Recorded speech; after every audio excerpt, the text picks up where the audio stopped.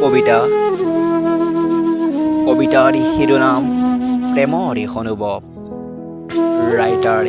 স্ক্ৰিপ্টাৰ যেতিয়া সকলে তাকো তেতিয়া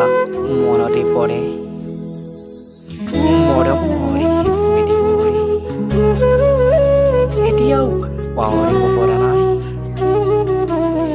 মোৰ প্ৰেমৰ জুই